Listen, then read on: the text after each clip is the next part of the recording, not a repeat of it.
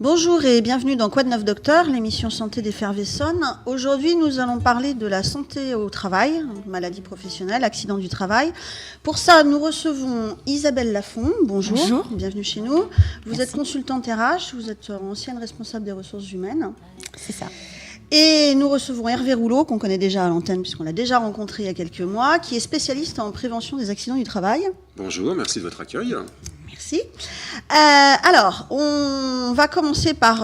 on ne va pas noyer tout le monde pas dans quelques définitions. Il y a Mickaël qui veut nous dire un truc. Oui, on a Mickaël aux manettes qui signale qu'il est là. Oui, non, c'est pas une volonté de dire je suis là, mais dire deux choses. La première, c'est que pour ceux qui nous connaissent, donc on n'a pas eu l'émission samedi midi, donc l'émission politique diffusée normalement forcément à midi, pour une raison simple, c'est pour une question de diversité politique, et pour pas qu'on ait toujours les mêmes sensibilités politiques de représenter. Voilà. Et la deuxième chose, parce que tu veux dire deux choses. Non, la deuxième chose, c'était un coup de gueule, mais je sais pas, c'est peut-être pas adapté. Bon, on verra ça plus tard. Voilà. Donc, on va commencer par une ou deux petites définitions et puis quelques chiffres, mais on va pas, en préparant l'émission, on a décidé qu'on n'allait pas noyer tout le monde sous les chiffres. On va commencer par une définition de la santé. Donc la définition de la santé de l'OMS, donc de l'Organisation mondiale de la santé. Cette définition-là, elle date de 1946 et en fait, on nous explique que c'est un état complet de bien-être physique, mental, social, et ça n'est pas seulement une absence de maladie ou d'infirmité. Ça, c'est la première définition. Hervé nous en a apporté d'autres. Eh oui. Donc la définition de l'OMS de la santé au travail, qui devrait avoir pour objectif la promotion et le maintien du plus haut degré de santé physique, mentale et bien-être. Donc on reprend toujours les mêmes trois pôles. Bien-être social des travailleurs dans toutes les professions, la prévention des départs parmi les travailleurs dus à leur santé résultant de leurs conditions de travail, la protection des travailleurs dans leur emploi contre les risques résultant des facteurs néfastes à la santé, le placement et l'entretien du travailleur dans un environnement de travail adapté et à ses capacités physiologiques et psychologiques. En gros, ça reprend un peu tout ce qu'on va dire pendant une heure, toute l'arborescence de ce qu'on va pouvoir donner. Alors, la définition de l'ANAC, c'est quoi l'ANAC exactement ? L'ANAC, c'est l'Agence nationale pour l'amélioration des conditions de travail. D'accord, donc eux, ils nous ont trouvé quelque chose de plus à Ils travaillent dire. également sur le sujet de la santé au travail. Et eux ont défini la santé au travail comme une dynamique de construction du bien-être physique, psychique et social, et ne consiste pas seulement en une absence de maladie, donc comme vous avez dit tout à l'heure, ou d'une infirmité. La santé au travail se joue lors de la conception du travail, c'est important, et de son organisation. Et la mise en place d'environnements favorables dans l'entreprise contribue positivement à cette dynamique utile à sa performance, à la performance de l'entreprise. D'accord, donc la santé au travail, c'est effectivement pas qu'une question de santé en termes médicaux. On est bien d'accord. Tout à fait. Et on commence à parler de bien-être. Ouais. Oui, Ouais. d'ailleurs, dans les dernières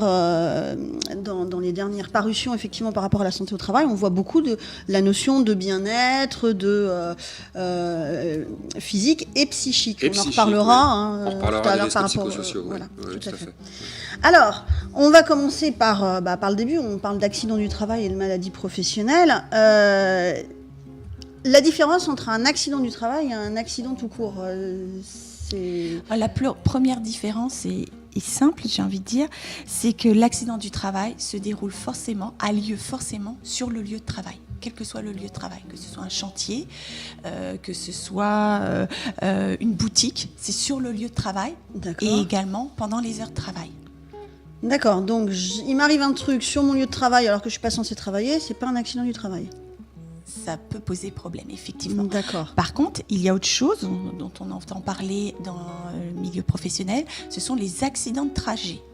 Ce sont des accidents qui ont lieu entre le lieu de travail et le lieu de résidence habituel du salarié. Donc sur ma route le matin quand je viens travailler et inversement quand je repars le soir. Quand je rentre, tout à fait. D'accord. Oui. Et ça compte comme accident du travail aussi, s'il m'arrive un truc sur le parcours. C'est un accident de trajet.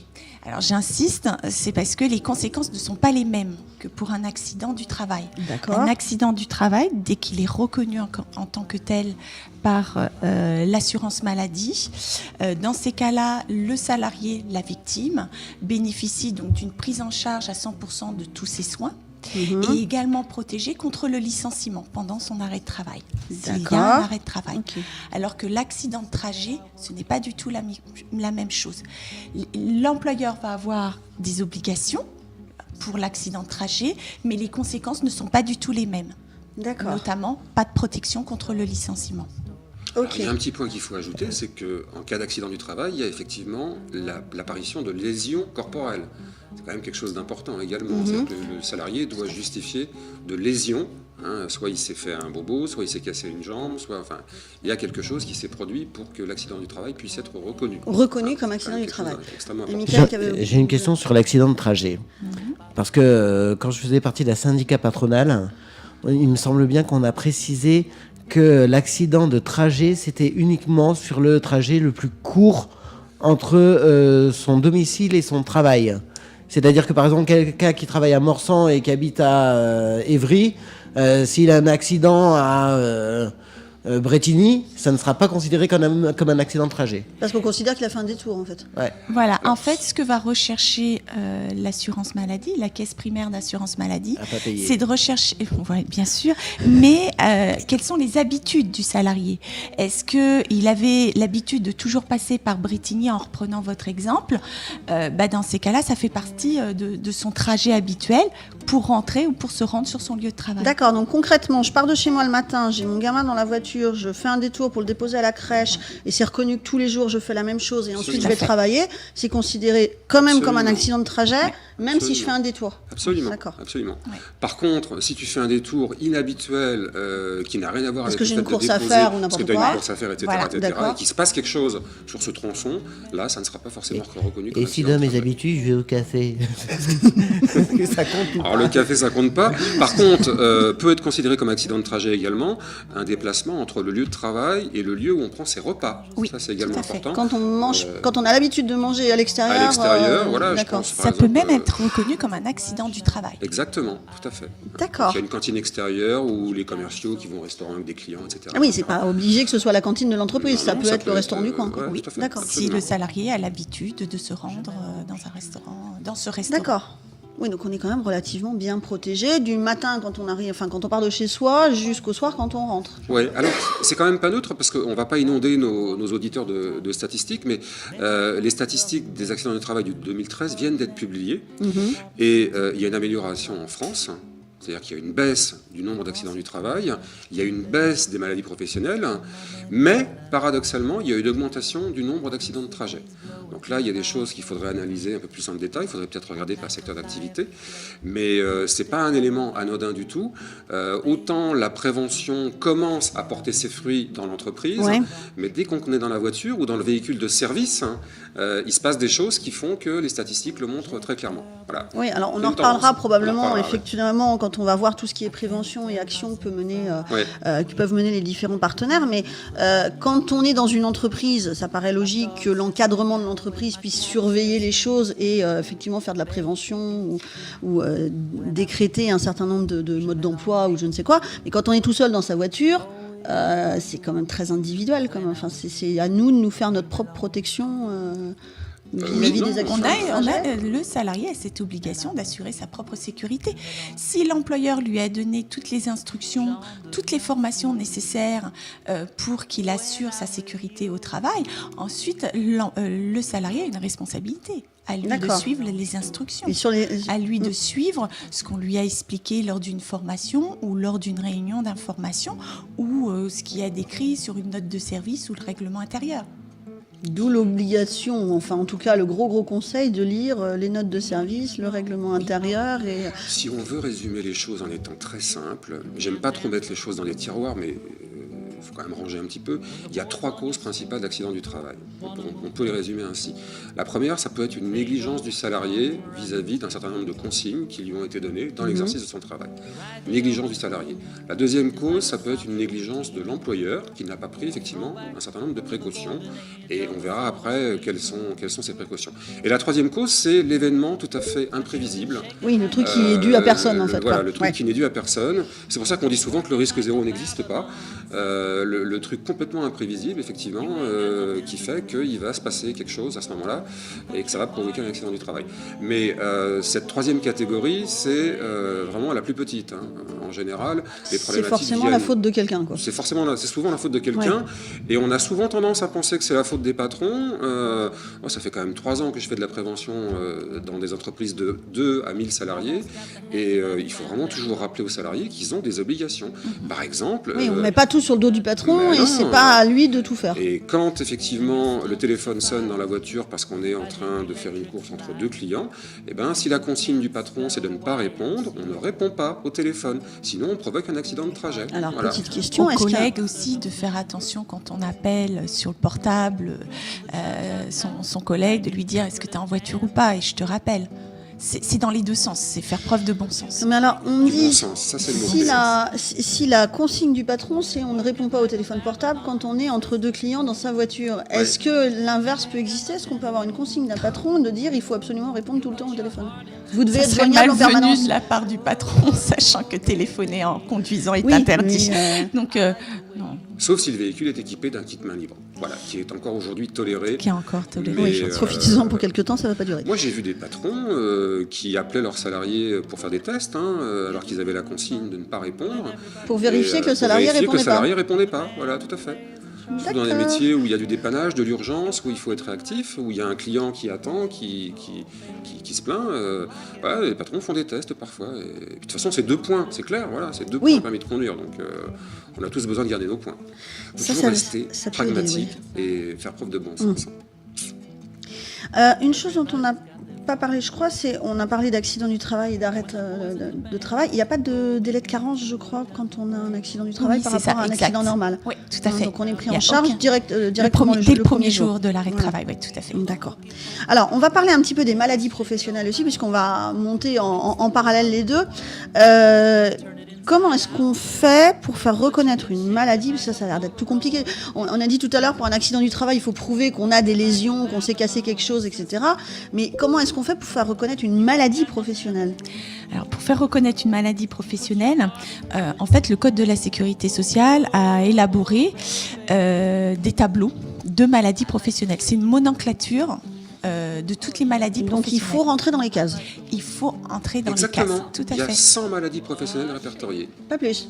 Donc, si je développe une 101e que personne ne connaît, c'est pas reconnu Il faudra comme qu'elle une... soit enregistrée par le régime général de la sécurité sociale. Voilà. D'accord. Pour l'instant, il y en a 100. Alors, il y a quand même une autre possibilité. Si la maladie n'est pas décrite dans ces tableaux, la victime doit alors prouver qu'il y a un lien de causalité entre la profession qu'il exerçait et sa maladie.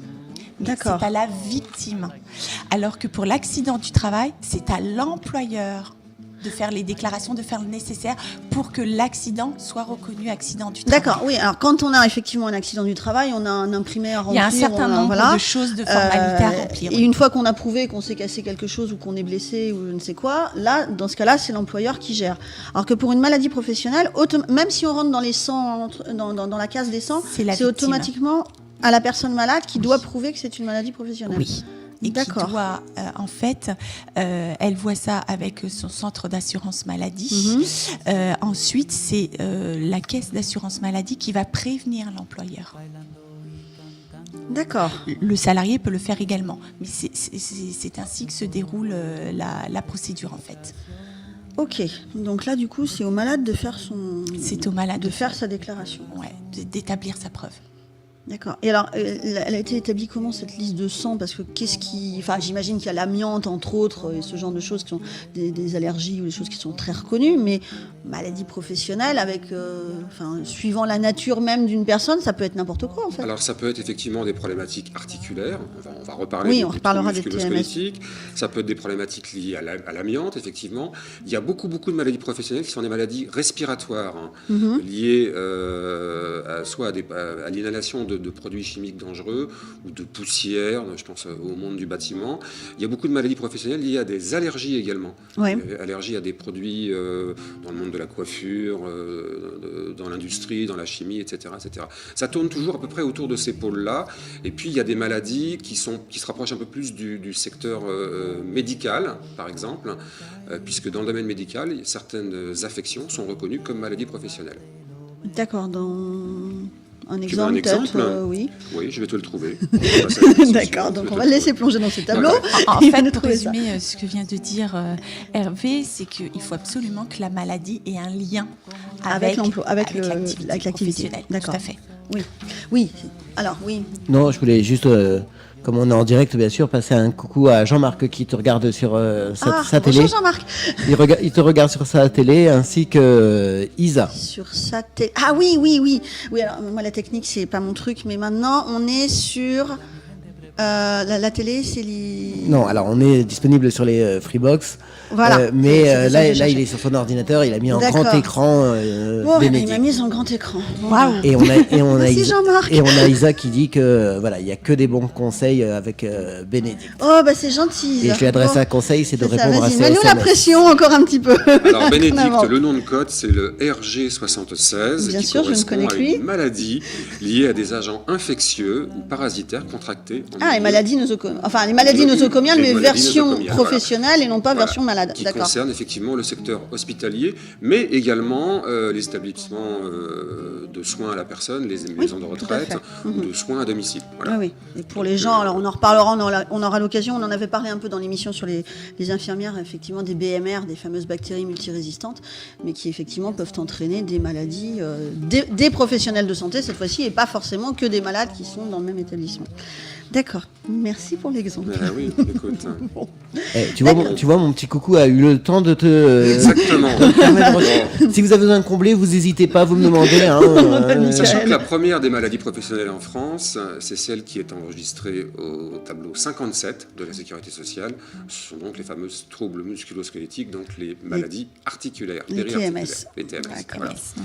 Voilà. Et l'amiante arrivant en deuxième position. On pense souvent que l'amiante est en tête. Oui, bah bon, oui. Mais en même temps, on parce qu'on en désamiante a de plus en beaucoup plus. entendu donc parler aussi. on en a beaucoup entendu, mais comme il y a de moins en moins de lieux théoriquement infestés d'amiante, On a appris à être logiquement, prudent sur voilà. ce sujet, oui, tout à Oui, fait. tout à Ouais. fait, oui. D'accord. Alors, on a parlé un petit peu de prévention, on a dit que c'était les risques, enfin les obligations étaient partagées entre l'employeur et l'employé. Côté employeur, qu'est-ce qu'on doit faire pour organiser la prévention par rapport aux accidents du travail ? Est-ce qu'il y a des normes, des choses qui doivent être faites, en sachant que, on en a parlé un peu pendant la préparation, suivant qu'on est un artisan et qu'on a 2 employés, ou suivant qu'on a un gros chef d'entreprise avec plus de 50, c'est ça la limite pour le... Vis-à-vis des instances représentatives du personnel, vis-à-vis du CE ou du CHSCT, ces 2 instances doivent être mises en place lorsque l'effectif de l'entreprise est d'au moins 50 salariés. D'accord. Donc, mais j'imagine que du coup, même si on a les mêmes obligations, on va peut-être pas les mettre en place de la même manière si on est un petit artisan ou si on est responsable d'une grosse mais boîte. Dans tous les cas, Dans qu'on tous les soit cas, ouais. 5, qu'on soit 10, qu'on soit 200, on va premièrement apprendre à se parler entre salariés et direction. C'est ce qu'on appelle le dialogue social. Voilà. Et deuxièmement, on va faire preuve de bon sens. Et tout le temps faire preuve de bon sens. Voilà. Ça, on donnera après beaucoup d'exemples de prévention. On se dit souvent, moi je rencontre des tas de chefs d'entreprise qui me disent la sécurité, ça me fait peur, c'est des investissements, ça coûte cher, etc. Bah oui, on a etc. toujours l'idée, et surtout quand Non, on est non. un petit chef d'entreprise, Non. de dire il va falloir que je développe des tonnes de trucs pour faire C'est attention tout le temps du bon sens, mais avant tout, on pense souvent protection collective, etc., protection individuelle. La discussion, le dialogue social, le fait de se poser un petit peu, de s'écouter les uns les autres, voilà, ça aide beaucoup parce qu'on a la tête dans le guidon dans les entreprises, surtout dans les petites structures, on a vraiment la tête dans le guidon. Et alors on a le droit de se faire aider par des gens extérieurs, bien évidemment, qui ont un regard neuf, mais quand on se pose et qu'on écoute les idées qui sont lancées par les uns et les autres, bien souvent on trouve des solutions qui coûtent rien du tout. Rien du tout. Voilà. Donc la notion de dialogue social, pour nous, elle est extrêmement importante, même dans une boîte où il y a 5 salariés. Oui, donc la prévention, c'est pas forcément quelque chose qui coûte très très cher.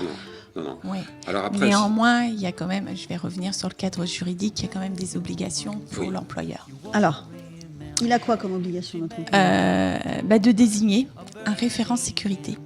Quelle que soit la taille de l'entreprise ? Quelle que soit la taille de l'entreprise. D'accord. Ce référent de la sécurité, idéalement, c'est de le choisir parmi les salariés de l'entreprise. Alors vous allez me dire, oui, mais il faut qu'il ait aussi les compétences. Oui, effectivement. Oui, mais dans une entreprise d'1 ou 2 salariés, on n'a pas forcément un salarié qui a les compétences dans le domaine de la sécurité. Dans ces cas-là, l'entreprise peut faire appel à une personne extérieure. D'accord. Pareil, qui est compétente dans le domaine. Après, vous avez d'autres organismes auprès desquels l'employeur peut faire appel pour avoir des conseils et même une méthodologie en matière de sécurité. Tout dépend aussi de son secteur d'activité. D'accord. On a parlé tout à l'heure de l'ANAC.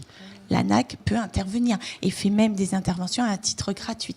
Oui, alors moi j'ai effectivement rencontré il n'y a pas si longtemps que ça un professionnel du bois qui effectivement a deux employés et qui disait moi alors tout ce qui est sécurité j'y connais rien, 2 j'ai pas le temps parce que je passe ma vie dans les commandes, dans les livraisons, etc.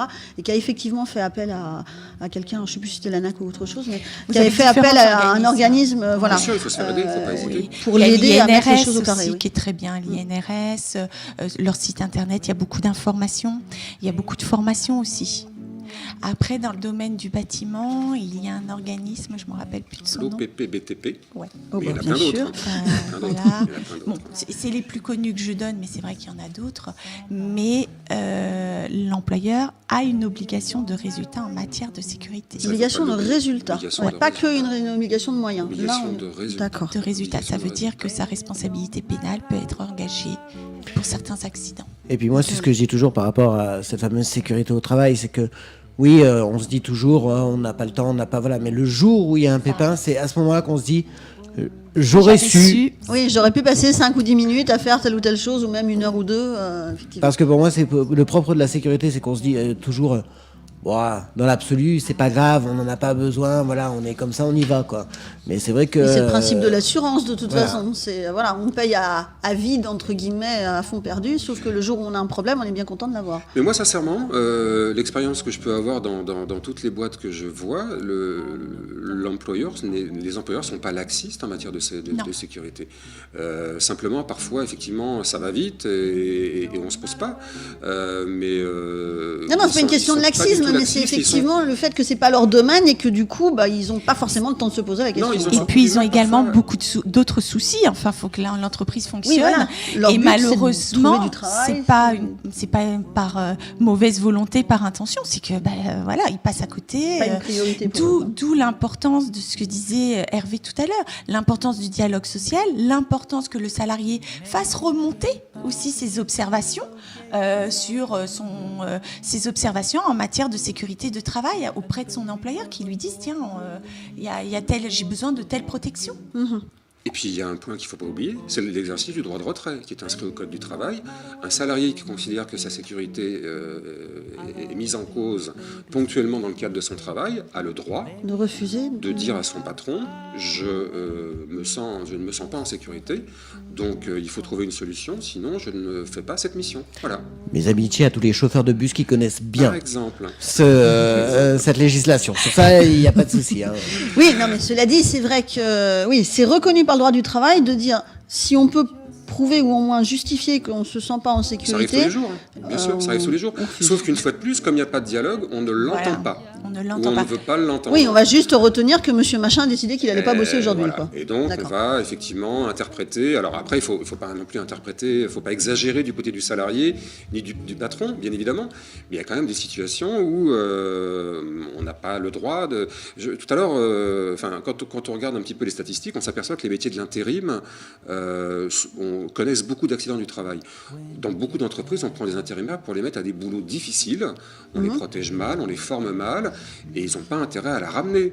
On les forme mal ou on les forme quasiment pas, parce que quand on fait rentrer quelqu'un pour 2 jours dans une boîte, on n'a pas le temps de passer 2 heures ou 3 heures à le former. Ah oui. Sauf que les intérimaires, derrière, c'est eux qui ont le plus d'accidents du travail et que ça coûte très très cher. Voilà. Alors, l'employeur a une obligation de formation. Oui, je sais. Même pour les intérimaires. Ah, bien sûr, Et alors, c'est primordial. si on repart des fameux papiers dont on a parlé tout à l'heure, de règlement intérieur, etc., l'intérimaire, quand il arrive, il faut qu'il lise rapidement le règlement intérieur, les notes de service, Normalement, on etc. doit prévoir de lui transmettre les informations, soit sous forme d'information, soit sous forme de formation, mais il faut lui laisser le temps de faire connaissance avec toutes ces instructions en matière de sécurité. Oui, mais alors on sait très bien que quand un intérimaire débarque dans une entreprise, quelle qu'elle soit, enfin moi je suis plutôt du milieu de la santé, mais c'est où est le vestiaire, je mets ma tenue et Oui, hop, mais- je vais me mettre mais au travail. Bénédicte, une fois de plus, on oublie le bon sens. Le compagnonnage, ça existait à une époque. Oui, tout Les à fait. compagnons. On apprenait aux jeunes, aux gens à travailler avec un tuteur qui montrait les bonnes pratiques. Et ben aujourd'hui, c'est un peu ça l'idée par rapport à l'intérim. Plutôt que de le mettre devant des bouquins, des trucs, en plus parfois ils sont d'origine étrangère, il y a des problématiques de compréhension. Oui, puis du même français. quand t'es pas d'origine étrangère, moi Bon. on me donne un règlement intérieur qui fait 10 pages, Ça sincèrement, fait pas rêver. je vais pas le Voilà. lire. Oui, tout à fait. fait pas Non, rêver. je pense que l'intérêt, c'est de l'informer, de le former. Enfin, on peut faire aussi des petits livrets d'accueil, on peut simplement imprimer, agrafer toutes les pages qui concernent la sécurité qui se trouvent dans le règlement intérieur, on peut afficher, on peut... enfin, il y a plein de façons très rapides de transmettre l'information en termes Oui. de sécurité. Le BABA, on peut également prévenir l'agence d'intérim. Et pourquoi En ne pas lui amont envoyer et en amont D'accord, oui. c'est ce petit livret sur les consignes de sécurité pour que le salarié, avant qu'il arrive, il ait lu. À l'employeur quand même de s'assurer, c'est mon conseil, de s'assurer quand il arrive, avant de le mettre sur son poste de travail, de s'assurer qu'il connaît bien les conseils de sécurité dans l'entreprise. D'accord, parce que Parce qu'il a une obligation. Donc, notre c'est à lui. intérimaire qui arrive là sur un poste, à partir du moment où il arrive dans l'entreprise, il est sous la responsabilité du chef d'entreprise. Bien sûr. Donc en cas d'accident du travail, la responsabilité engagée, c'est celle du chef Bien d'entreprise, sûr. c'est pas celle de l'agence d'intérim. Bien sûr. D'accord. sûr. Ouais. Enfin, ça se À mon partage, avis, non, ils vont c'est- se battre. Hein, Ben, en tout cas, ils paieront, les deux paieront. Hein, parce Les qu'il deux y paieront. il y aura un coût, et l'assurance maladie paiera une partie des indemnités. La boîte d'intérim paiera également, mais l'entreprise qui a recours à l'intérim paiera également. une Donc il y aura un coût responsabilité, qui sera réparti selon les trois. Mais encore une fois, l'intérimaire, on ne le met pas comme ça à un poste dangereux. Oui, Il y a un certain nombre de travaux dangereux. Il est strictement interdit de mettre des intérimaires, même s'ils ont une qualification de base au départ, d'accord. sans avoir reçu une formation renforcée à la sécurité pour réaliser ces travaux dangereux. Voilà. D'accord. Alors là, je pense particulièrement au bâtiment, par exemple. On ne met pas un intérimaire à travailler à 10 mètres de haut sans qu'il ait reçu une formation. Imaginez que le gars ait le vertige, par exemple.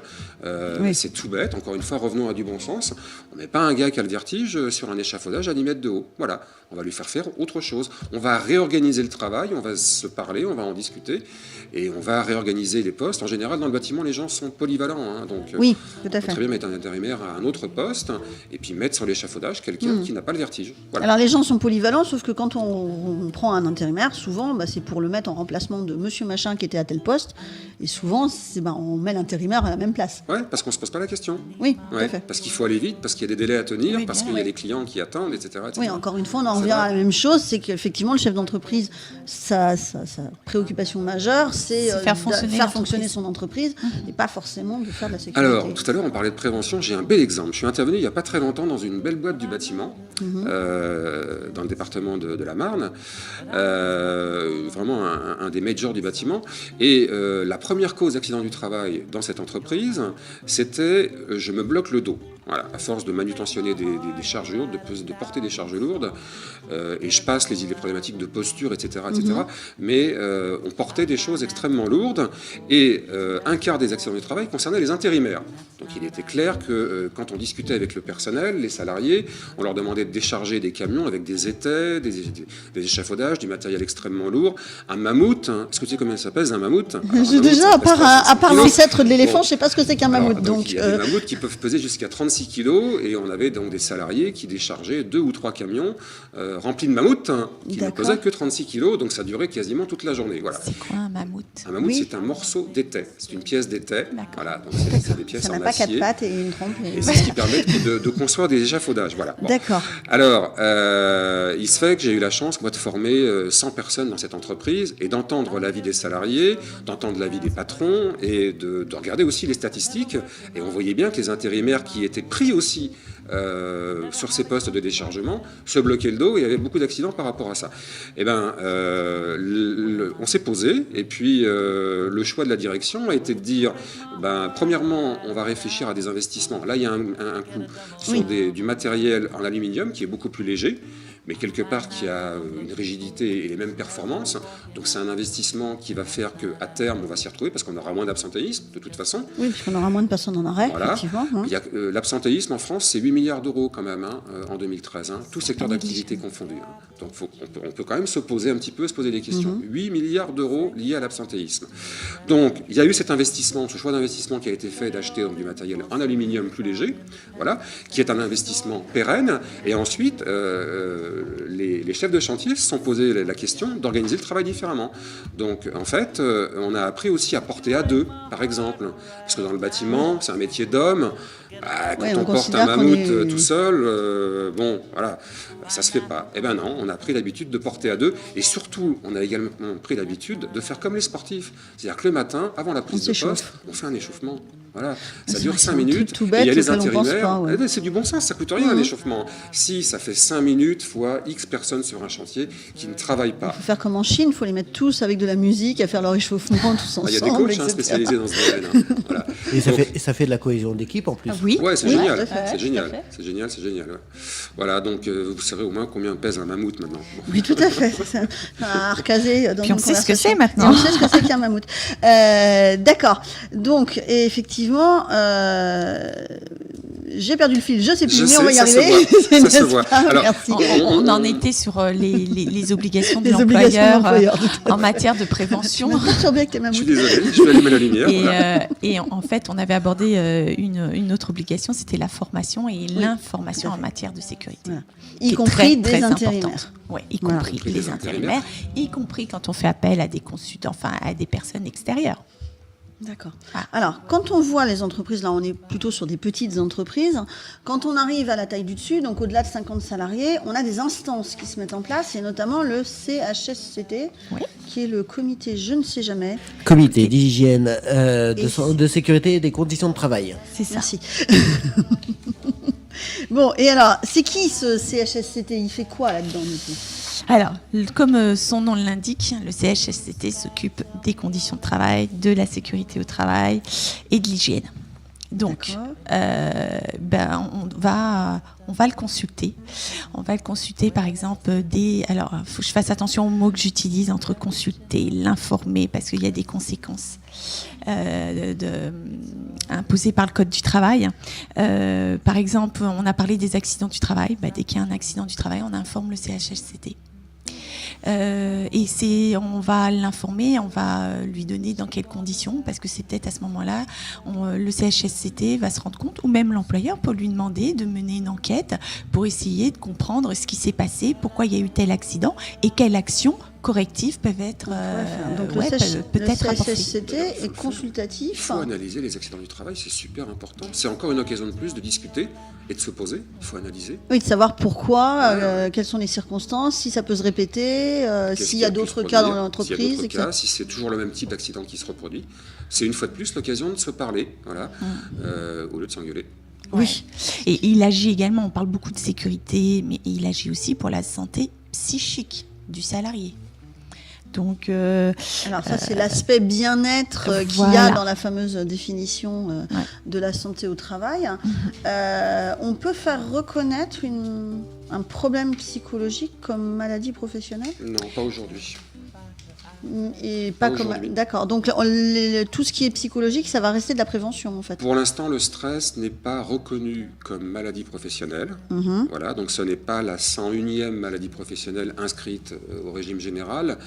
Pour autant, comme le disait tout à l'heure à juste titre Isabelle, l'employeur a une obligation de résultat également quant à la santé psychique Oui. de ses salariés. J'illustre. Vous êtes dans une entreprise où, pour des raisons X ou Y, vous réduisez les effectifs parce qu'il faut faire des gains de productivité et rehausser les marges, réduire la masse salariale, toutes les raisons qui... D'accord.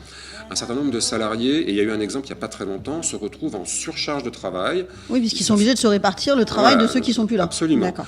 Il y a à ce moment-là quelqu'un qui fait un accident, un malaise cardiaque ou qui fait une tentative de suicide ou qui a un grave problème de santé. D'abord, l'employeur peut avoir de gros soucis parce qu'il n'était pas censé ignorer les conséquences des réductions d'effectifs sur la santé de son salarié. Et ensuite, il aurait dû le détecter puisqu'il aurait dû évaluer les risques psychosociaux comme il doit évaluer l'ensemble des risques qui existent dans son entreprise. C'est ce fameux document unique. Donc, attention,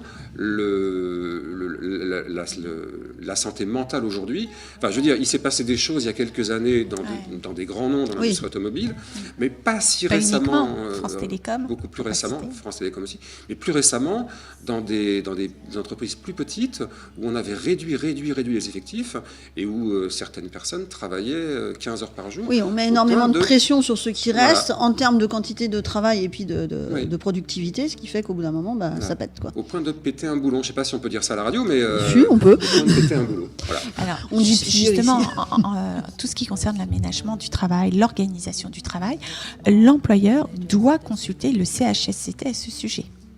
Et s'il n'y a pas de CHSCT, par exemple dans les plus petites entreprises, à partir de 11 salariés, il y a une autre instance qui s'appelle les délégués du personnel. Les délégués du personnel peuvent jouer le rôle en matière de sécurité, de santé au travail, peuvent jouer le rôle, en tout cas peuvent remplir certaines missions du CHSCT dans ce domaine. D'accord, donc c'est eux qui aménagement, alertent. bien sûr, aménagement, organisation du travail, l'employeur doit informer le CHSCT à ce niveau-là, c'est-à-dire comment ça se passe, qu'est-ce qui va se passer, qu'est-ce que ça implique en termes de nouvelles tâches pour le salarié. Pareil, l'introduction de nouvelles technologies, on informe le CHSCT. Oui, alors on disait tout à l'heure, quelqu'un qui travaille sur papier et tout d'un coup on décide de lui acheter un ordinateur pour qu'il puisse travailler sur ordinateur, le CHSCT doit être informé qu'à ce poste-là, on va changer de conditions. Tout à fait. Et puis il faut former le salarié également. On ne met pas un salarié face à des nouvelles technologies, que ce soit du soft ou du nouveau matériel, sans lui expliquer comment utiliser, comment ça marche, et tout en lui imposant, c'est pour ça que je sais toujours pas me servir de ce tout en lui truc-là, imposant moi. des cadences et des résultats et des délais, parce que c'est extraordinairement déstabilisant pour le salarié. Voilà. Donc, Moi, je crois, alors, bon, là, voilà, je vais me faire l'avocat du diable, mais il en faut un de temps en temps. Je crois qu'en France, on a quand même un énorme souci par rapport à justement la perception de ces instances. Moi, je me le vois bien, là, je me mets du côté employeur. Le CHSCT, voilà. Les délégués du personnel, voilà. Donc, c'est vrai que, alors que dans le fond, il y a des choses qui sont très vraies et très nécessaires pour une entreprise. Le problème, c'est que parfois, on passe un peu à l'extrême. Et donc, c'est ce qui fait que de temps en temps, en tant qu'employeur, on n'a pas envie de consulter le CHSCT ou les délégués du personnel parce qu'on sait que, attention, ils vont se mettre à réfléchir et quand ils se mettent à réfléchir, voilà. Donc, c'est vrai que je pense qu'on a vraiment en France un souci avec cette perception. c'est vrai. Oui, C'est vrai. c'est vrai. Alors, Je dis pas que des bêtises. le code du travail est dense et complexe. Oui, c'est clair. Il a atteint là un stade, c'est presque impossible à appliquer. Je ne devrais pas dire ça, mais la situation est très complexe Et aujourd'hui. qu'il ne faut pas oublier les conventions collectives aussi. Et qu'il ne faut En pas plus, oublier. oui. Tout à fait. En plus. Tout à fait. Et ce qui se passe pour aujourd'hui, les employeurs, c'est que là, matériellement, c'est impossible de connaître toutes les lois, toutes les règles. Bah oui, quand on voit c'est vraiment l'épaisseur, pas possible. quand on voit l'épaisseur de tout à toutes les fait. règles, et puis surtout quand il y en a qui disent, il y en a une qui dit un truc et l'autre qui dit quasiment son contraire, sauf si, enfin bon, il faut être expert de la chose. La plupart des employeurs, j'imagine, sont D'où pas, l'intérêt d'une consultante RH. Mais bon. Voilà, tout à fait. Ça y est, Et un petit peu de publicité. Alors, Isabelle c'est s'est très, très casée. drôle parce qu'on était avec Isabelle il n'y a pas très longtemps dans une entreprise de transport de 13 salariés. pour établir le document unique de sécurité de cette entreprise. Voilà. Donc la chef d'entreprise était quand même relativement fermée à la notion d'avoir effectivement un délégué du personnel. Donc comme tu disais, ça lui faisait peur. Par ailleurs, il y avait une ambiance très familiale dans cette entreprise, avec de la communication, avec des moments de convivialité, avec une organisation du travail, avec du matériel en bon état, avec des mesures de prévention qui étaient en place, mais aussi, quelque part, une certaine faiblesse managériale, puisqu'on avait dans l'équipe un conducteur qui s'autorisait à travailler pendant 15 heures par jour, avec des temps de conduite qui étaient au-delà de la réglementation, et qui pouvait mettre en péril la sécurité des usagers de la route, oui, tout à fait, ouais. Sa sécurité à lui, voire la sécurité de ses collègues, voire la sécurité des salariés chez ses clients. Voilà.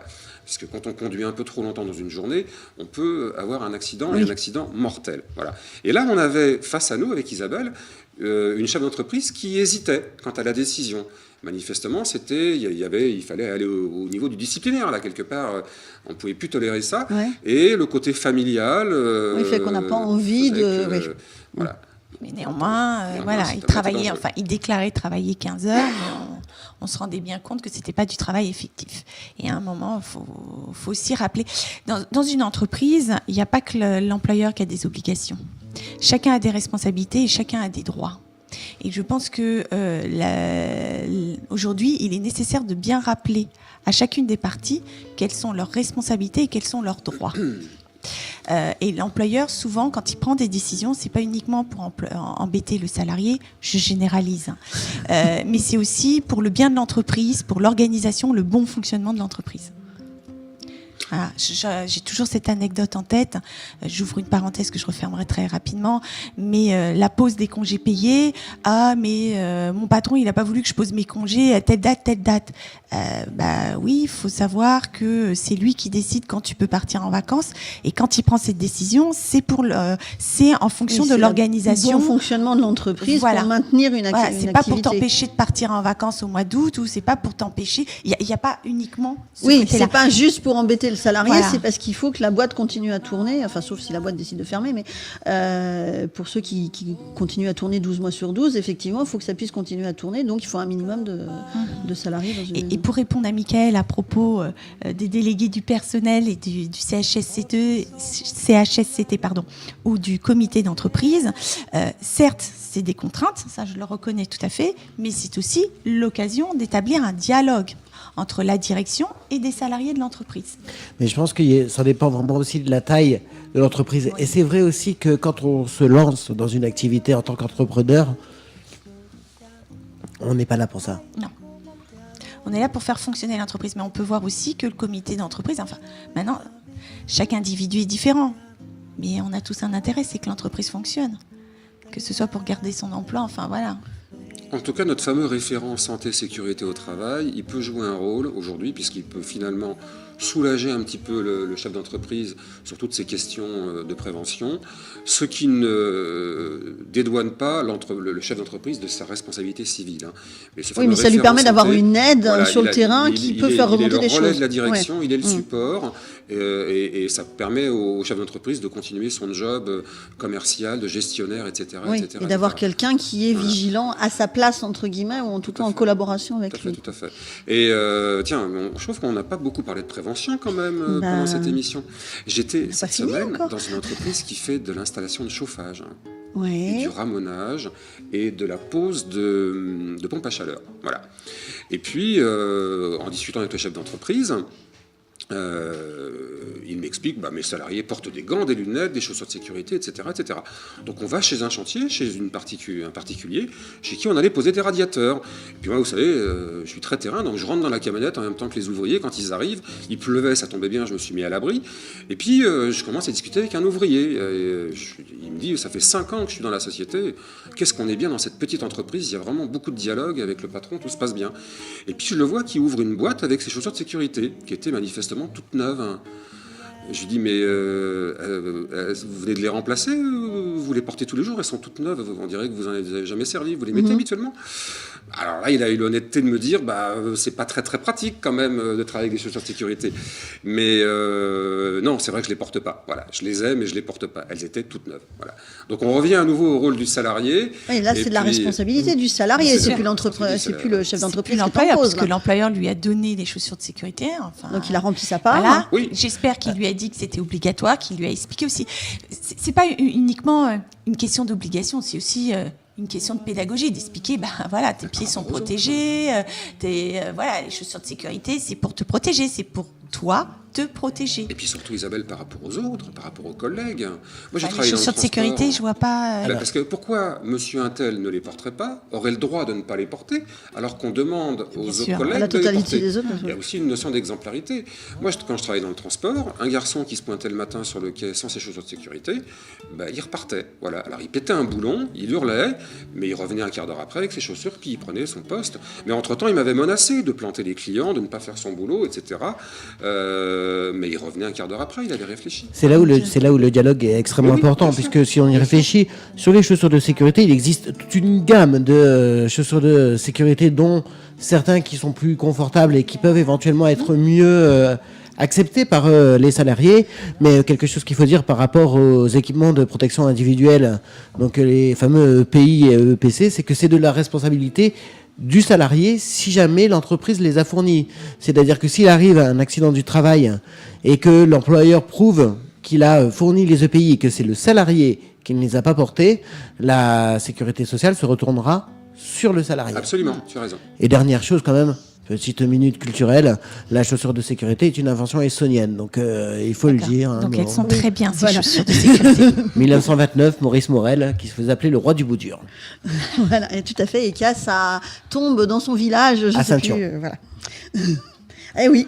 Donc on peut le dire à nos auditeurs, s'ils ont porté vos chaussures de sécurité, on n'a que 2 pieds et une charge lourde qui tombe sur un pied, ça fait non protégé, ça fait très mal. Voilà. Faut savoir qu'en France, la durée moyenne d'un arrêt de travail, c'est 60 jours quand même. Hein. Ça fait long. 60 jours, hein, tout secteur d'activité confondu. Hein. 60 jours. Hein. Jour travaillé ou jour travaillé, ça fait 60 jours 3 mois. travaillés, ça 60 fait jours 3 mois. travaillés. Ça fait Ouais. 3 mois. C'est énorme. Hein. C'est long. Ouais. Tout secteur d'activité confondu. Je ne parle pas du bâtiment, encore une fois. Hein. Tout secteur Oui, oui, d'activité tout à fait. confondu. C'est une D'où moyenne, l'importance de la prévention. Alors, on va parler justement un petit peu, on a parlé de la prévention, des arrêts de travail. On va parler un petit peu de l'après-arrêt de travail. J'ai un arrêt de travail de 2 mois qui a été prescrit. J'ai fini mon arrêt de travail. Avant de retourner travailler, j'ai des obligations, j'ai un médecin à voir. Ça se passe comment ? Oui. Suite à un arrêt de travail qui fait suite donc à un accident du travail, puisqu'il y a des accidents du travail pour lesquels il n'y a pas d'arrêt de travail. Donc là, le problème ne se pose pas. Mais quand il y a un arrêt de travail, quand la durée de cet arrêt de travail est plus de 30 jours, de 30 et plus, il faut impérativement que le salarié aille voir le médecin du travail. Il ne reprend pas son poste sans avoir vu le médecin du travail. Et c'est le médecin du travail qui va décider si oui ou non le S'il salarié est peut apte, reprendre. On S'il est parle apte. d'aptitude, s'il est D'accord. apte à reprendre son poste de travail. Puisqu'à la suite de l'arrêt de travail, le salarié doit reprendre le travail qu'il occupait avant, ou au moins l'équivalent. D'accord. Au moins l'équivalent, ça veut dire si pendant l'arrêt de travail, il y a eu une modification quelconque dans l'entreprise. L'employeur doit lui proposer un poste avec une rémunération équivalente, même égale, avec des qualifications équivalentes. Voilà, un poste. D'accord. Donc s'il est apte, notre salarié, il va retourner à son poste, il va reprendre son travail. Voilà. S'il n'est pas apte, donc l'employeur est obligé de le garder quand même, c'est ça ? Alors, s'il n'est pas apte, l'employeur doit soit transformer le poste de travail pour que le salarié soit apte, soit lui proposer un autre poste, c'est-à-dire lui proposer une reconversion, enfin un autre poste, soit s'il n'arrive pas à lui proposer ces 2 solutions, c'est malheureusement de le licencier pour inaptitude. Mais avant, l'employeur doit impérativement tout faire pour essayer de reclasser son salarié. D'accord, mais il peut arriver qu'on se fasse licencier pour inaptitude Mais dans ce cas-là, ça va déboucher sur quoi? Sur une reconversion, sur une reprise d'études Oui. La difficulté déjà par apte, c'est souvent on sollicite, quand on est confronté à un salarié qui revient et qui n'est pas apte, on sollicite le médecin du travail pour qu'il nous explique où se situe exactement l'inaptitude. Peut-être que c'est, je sais pas, un salarié qui décharge et charge les camions, mais qui a un problème à l'épaule. Peut-être qu'il peut décharger et charger des objets légers. Peut-être qu'il y a une limite de poids. Peut-être que ça consiste uniquement en ça. Peut-être que c'est d'autres conséquences, un gros problème au dos, et là, il ne peut plus porter quoi que ce soit. Là, il faut le mettre sur un autre poste. Oui, sur un poste statique où il n'y a pas rien à porter. Mais ça veut dire pour l'employeur, il faut qu'il y ait un poste vacant pour le salarié. D'accord ? Là, dans ce cadre-là, donc si c'est une petite structure, c'est au sein de la petite structure, et là, l'employeur va vite savoir si c'est possible, pas possible. Si c'est une plus grosse structure, notamment une structure qui appartient à un groupe, il faut chercher à reclasser le salarié au sein du groupe. D'accord. Voilà. Pas forcément sur le même lieu, mais au sein du groupe. Tout à fait. Cela implique également pour le salarié peut-être un autre lieu de travail. Oui, avec d'autres conséquences, changement éventuellement de domicile si c'est trop éloigné, etc. Voilà.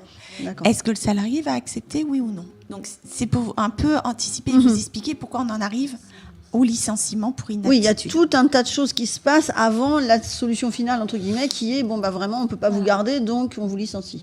Avant d'arriver à cette décision-là, il faut par tous les moyens trouver un poste pour reclasser le salarié. D'accord. Moi, je vais vous poser une question qui n'est pas sur la liste des choses qu'on avait préparées, mais qui me vient comme ça. C'est, on a dit, le médecin du travail dit qu'on est apte, il n'y a pas de souci, on retourne travailler. Le médecin du travail dit qu'on n'est pas apte, donc on ne reprend pas son travail, et l'employeur peut demander, va demander quelle est l'inaptitude. Ça veut dire qu'au niveau du secret médical, l'employeur va avoir accès au dossier de son salarié? Non, quand on demande où se situe l'inaptitude, c'est vraiment par rapport au poste de travail. D'accord. Il m'est arrivé d'avoir une salariée qui était commerciale dans le domaine de l'industrie pharmaceutique, et elle a fait un burn-out. Et le médecin du travail m'a contactée en me disant, sans entrer dans le domaine de la vie privée, pour quelles raisons et où elle en était au niveau du burn-out, c'était très très très fort. Il m'a expliqué, il m'a appelé, donc il avait mis effectivement sur la fiche inapte au poste, à reprendre son poste, et il m'a appelé et il m'a expliqué que tout ce qui était situation de stress, c'était pas possible. Le moindre stress, elle pouvait pas le supporter. D'accord, donc là on restait effectivement, sans rentrer dans les détails, sur la chose qui achoppe par rapport au poste de travail. Jamais le médecin du travail m'a expliqué ce qui se passait, pourquoi, jamais. D'accord. Sauf, il m'a expliqué que dans son métier, puisqu'elle a un peu discuté avec le médecin du travail, dans ce métier, il y avait tel et tel stress qu'elle ne supportait plus. Et là, ça m'a donné des informations pour me dire, c'est peut-être pas sur ce genre de poste, donc commerciaux, c'était pas là-dessus, fallait peut-être la reclasser sur autre chose. Au lieu de la mettre en front office, la mettre en back office, c'est-à-dire plus dans tout ce qu'on appelle l'ADV, l'assistance. Le back office. Le back office, aider. Où elle est moins en relation avec le client, moins donc sous pression, elle est plus, en plus ça peut être plus valorisant, elle va plutôt aider, être en support aux commerciaux, voilà. Et puis travailler plus à son rythme et pas sous la pression permanente des autres. Voilà, et on est parti sur ce principe que c'était du temporaire, c'était dans le but de l'aider à reprendre son poste. Bon, après il s'est avéré qu'elle envisageait de faire un autre métier, mais en attendant, on l'a aidé. Et puis surtout, il faut savoir, on l'a pas dit, mais pendant cette période d'arrêt de travail, le contrat de travail est suspendu. Alors ça ne veut pas dire que le salarié n'a plus de rémunération, n'a plus rien. Si, il perçoit des indemnités journalières de sécurité sociale, mais quand l'arrêt de travail est très très long, à un moment, le montant ça commence à faire beaucoup. Alors, un phénomène important, et d'ailleurs je crois que Bénédicte, ça faudrait peut-être le coup à jour qu'on y consacre plus de temps sur une émission, puisque le burn-out est un phénomène assez nouveau et qui est de plus en plus répandu. Pour dire deux mots sur le burn-out, c'est pas compliqué, c'est la tête continue, mais le corps ne veut plus. Oui, c'est une forte dépression. Enfin bon, j'ai eu un burn-out, donc. Mais c'était pas une dépression, mais c'est qu'à un moment, effectivement, le corps. Il y a tout qui bloque, quoi. Ouais. C'est-à-dire que c'est très dur. Hein. L'esprit continue, donc on est hyperactif au niveau de l'esprit, mais le corps ne veut plus. Il avance plus. Et là, ça touche toute personne.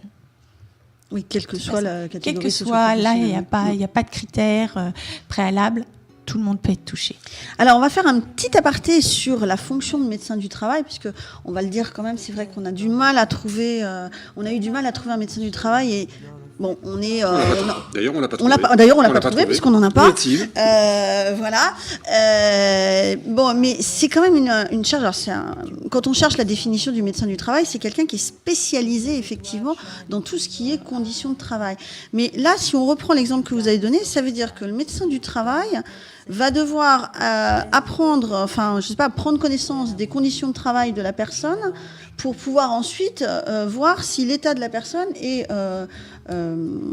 en adéquation avec les besoins du poste. Donc ça veut dire qu'un médecin du travail a besoin de connaître toutes les conditions de travail de tous les genres. Alors le médecin du travail, quand il a le temps, quand il en a la possibilité, parce que c'est vrai on en manque. Oui, et puis on peut dire juste en 30 secondes qu'il y a les médecins du travail dans certains établissements qui sont généralement assez gros. Il y en a quelquefois qui sont en interne, mais la plupart du temps, ce sont des organismes extérieurs. Voilà. Donc, encore une fois, on ne va pas leur jeter la pierre. Ils ont du mal à faire tout ce qu'ils devraient pouvoir faire. Bon, on les voit pour autant souvent quand même dans les entreprises. Ouais. Donc, ils vont dans les ateliers, ils vont dans les usines, ils vont dans les bureaux. Donc, ils observent. Ils ont quand même un certain nombre ils ont des compétences qui ne sont pas négligeables. Par ailleurs, sur certains métiers dits dangereux, vous avez la visite médicale, c'est une fois tous les 2 ans. Ouais. Sur certains métiers dangereux, vous avez des salariés qui sont en SMR, surveillance médicale rapprochée. D'accord. Renforcée, pardon. C'est-à-dire qu'ils ont une visite médicale tous les ans. On va prendre l'exemple des oreilles et du bruit, par exemple. Le bruit, c'est un phénomène sournois, parce qu'au départ, ça fait pas mal d'entendre un marteau-piqueur du matin au soir, ou du bruit d'une machine, etc. Au départ, on est un peu énervé, on rentre le soir, on supporte pas bien ses gamins, on est un peu stressé, et puis au bout de quelques années, on devient sourd. Ces salariés-là sont en surveillance médicale renforcée, c'est-à-dire que tous les ans, dans le cadre de la médecine du travail, on leur fait passer un audiogramme. Oui, tout à fait. Donc on mesure leur capacité leur acuité auditive. Voilà.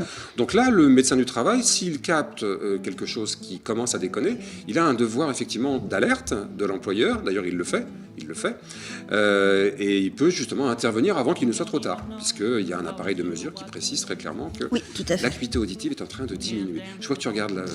Oui, je regarde l'horloge parce que ça tourne à une vitesse épouvantable vite, et que du coup, on ne va pas avoir le temps de tout voir. Juste pour terminer à propos du médecin du travail, effectivement, le médecin du travail, normalement, doit venir au moins une fois par an faire une visite des locaux. Comme ça, il peut voir les conditions de travail. Il regarde la lumière, il regarde un certain nombre de choses. Je vais aller très rapidement. Le médecin du travail doit remettre aussi un rapport annuel, surtout les maladies observées ou les choses qui vont bien ou mal, ce qui est remonté par les salariés. Et puis le médecin du travail joue un rôle avec le CHSCT.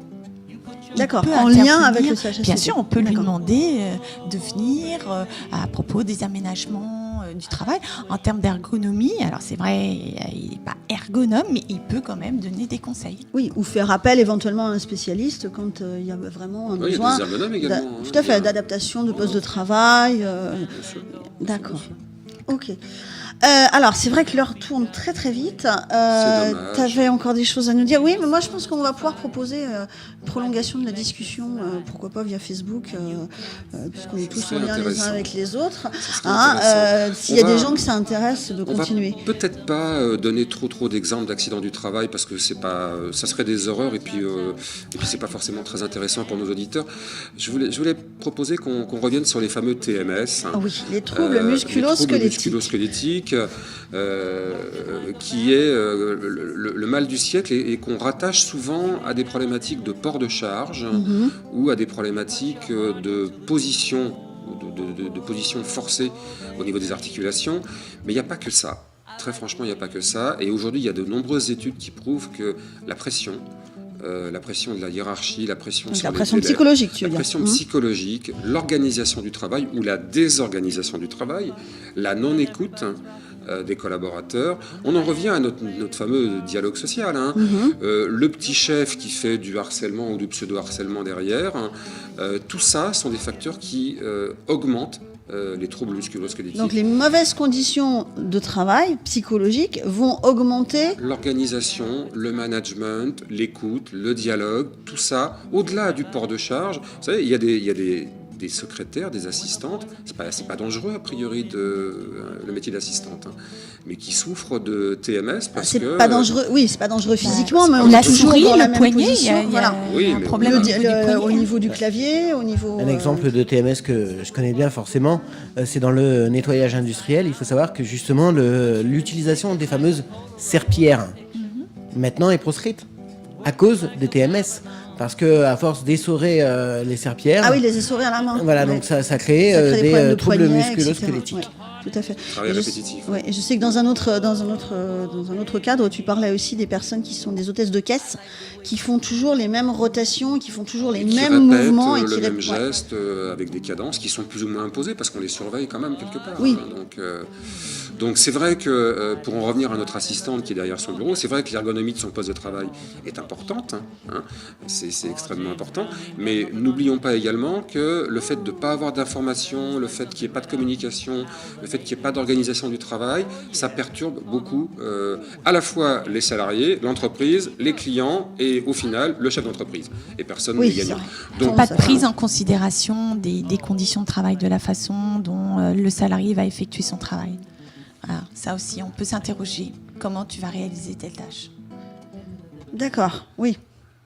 Alors si on aura pu inviter aujourd'hui ou encourager à la fois les salariés auditeurs et les patrons auditeurs à parler plus de entre dialogue, à se parler, à se poser, à s'écouter, hein, Isabelle, eh ben, on aura fait une émission fort utile, hein, Voilà, fort on aura fait une intéressante. émission fort utile qui débouchera sur une émission sur le burn-out et sur une autre direction où je voulais effectivement intervenir par rapport à ce que tu disais sur le stress et les conséquences physiques du stress. On essaiera de faire quelque chose aussi là-dessus et les conséquences physiques des maladies psychiques et de certaines D'accord. conditions où là effectivement on restera pas forcément dans le cadre de la santé au travail mais où il y a énormément de choses à dire sur les liens entre les différentes choses. La maladie c'est pas que effectivement du physique et des Tout à examens. fait. Voilà. Venons-nous de la définition qui a débuté l'émission, le bien-être au travail. Le bien-être Voilà. au travail et la bonne ouais. santé physique et mentale. Ça va, tu vois, je te Et, reboucle bien par c'est rapport au bien, début. c'est gentil. Bon, et ben on va pouvoir dire que du coup on a terminé. Je vous remercie d'être venu. Merci. Moi. Merci à vous. Merci Mickaël qui a bien participé.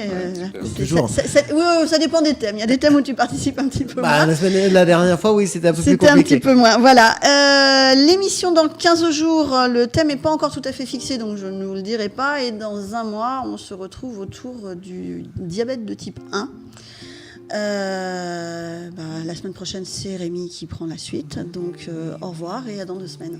Et en attendant, on rappelle bien sûr que ce soir, il y a la retransmission du concert Welcome to the Star qui était à Saint-Michel et qui sera rediffusé dans les conditions du direct à partir de 20h20. Au revoir. Au revoir. Au revoir.